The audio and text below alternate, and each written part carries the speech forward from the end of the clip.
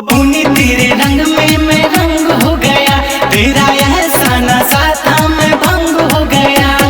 महारानी ऐसे करी होइया रे गिर जाए भुइया, महारानी ऐसे करी होइया रे गिर जाए भुइया। होली होए अरे होलिया के दिनामा में गेनिया ही टोलिया, गेनिया ही टोलिया के गेनिया ही टोलिया।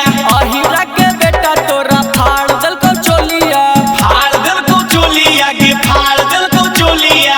बामन गज के लहंगा लसार आईनी, छौड़ी होलिया में जतारा बिगाड़ आईनी, छौड़ी होलिया में जतारा बिगाड़ आईनी। छौड़ी होलिया में कहाँ मजा मार आईनी, कहवा रे अरे धर छौड़ी होलिया में कहाँ मजा मार आईनी, छौड़ी होलिया में कहाँ मजा मार आईनी।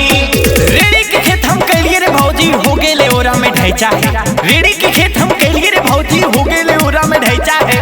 होली में मौके पर सौती भेगेले पुआ खिला देना पैचा है, ये बाई गुप्ता। दरवाजा में सीडी लगा दो राजा, दरवाजा में सीडी लगा दो।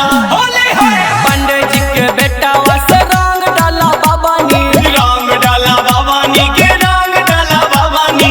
यादव जी के बेटा वाके झूठे फूसा लावानी, झूठे फूसा लावानी के झूठे फूसा लावानी। पटेल जी से पटक के खिलाड़ गईनी, छौड़ी होलिया में जतारा बिगाड़ गईनी, छौड़ी होलिया में जतारा बिगाड़ गईनी। छौड़ी होलिया में कहाँ मजा मार आईनी, छौड़ी होलिया में कहाँ मजा मार आईनी, छौड़ी होलिया में कहाँ मजा मार आईनी। गन्हकी गुलाबी हरियर का पियर का, गन्हकी गुलाबी हरियर का पियर का। जवरवा धकेना ये जवरवा धकेना, ई होली में चोली फाड़ा बो जवरवा धकेना, ई होली में चोली फाड़ा बो जवरवा धकेना। होली है कुशवाहा जिससे जाके गन्नी घुला मिल गे, गेन्ही घुला मिल गे तू गेन्ही घुला मिल गे। शर्मा जी के छौड़ी तोड़ देनी दिल गे, तोड़ देनी दिल गे तू तोड़ देनी दिल गे।